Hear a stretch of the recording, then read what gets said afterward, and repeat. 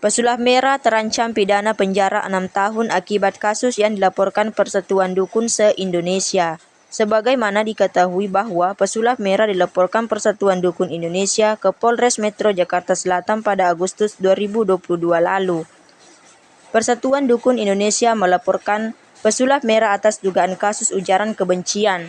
Dalam laporan polisi tersebut, pesulap merah dijerat menggunakan pasal 28 ayat 2, Judko pasal 45 ayat 2 UU ITE dengan ancaman hukuman 6 tahun pidana penjara. Terkait laporan dari Persatuan Dukun Indonesia ini, pesulap merah pun telah mendatangi Polres Metro Jakarta Selatan pada Jumat 23 Desember 2022 lalu untuk menjalani pemeriksaan. Pesulap merah menjalani pemeriksaan di Polres Metro Jakarta Selatan selama sekitar 4 jam, dikansel sebanyak 43 pertanyaan oleh aparat polisi. Istri pesulap merah, Tika Megalestari pun menyampaikan harapan dan doanya agar kasus yang menyeret suaminya itu segera berakhir. Hal itu disampaikan Tika melalui unggahan di fitur Instagram Story melalui akun Instagramnya pada Minggu 25 Desember 2022. Dalam Instagram Story-nya itu tampak Tika merepost video yang diunggah pesulap merah saat memberikan keterangan kepada awak media setelah pemeriksaan di Polres Metro Jakarta Selatan. Diberitakan sebelumnya, pesulap merah menjalani pemeriksaan di Polres Metro Jakarta Selatan pada Jumat 23 Desember 2022 selama sekitar 4 jam lamanya. Pesulap merah diperiksa sebagai pelapor dalam kasus dugaan ujaran kebencian yang dilaporkan pihak Persatuan Dukun se-Indonesia. Meski demikian, pesulap merah mengaku tak kenal dengan sosok yang melaporkannya.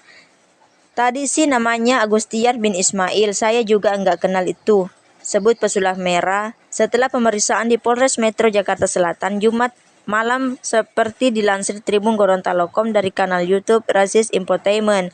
Pesulap merah menyatakan bahwa ia dilaporkan atas kasus dugaan penyebaran kebencian. Pesulap merah menduga bahwa pelapor bernama Agustiar itu merupakan murid dari seorang dukun berinisial R. Pesulap merah juga menyebut bahwa dukun berinisial R itu mengorbankan Agustiar untuk melaporkan ke pihak kepolisian.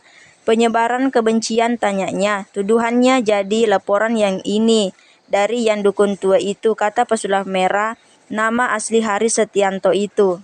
Dukun tua itu yang inisial R yang kuar-kuar terus, tapi sayangnya dia enggak berani pakai nama pribadi buat ngelaporin saya imbuhnya.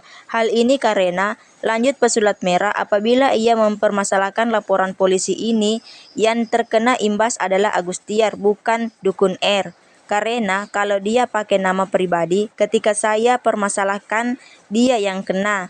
Akhirnya dia pakai muridnya. Jadi parahnya dia adalah mengorbankan muridnya untuk mengelaporin saya, jelas pesulap merah. Pesulap merah juga mengungkapkan bahwa ia di-cancel 43 pertanyaan oleh penyidik polisi dalam pemeriksaan tersebut. Ada 43 pertanyaan, ucap pesulap merah. Pesulap merah mengungkapkan bahwa kasus ini dipicu oleh unggahan konten di Instagramnya tentang dukun cabul dan penipu.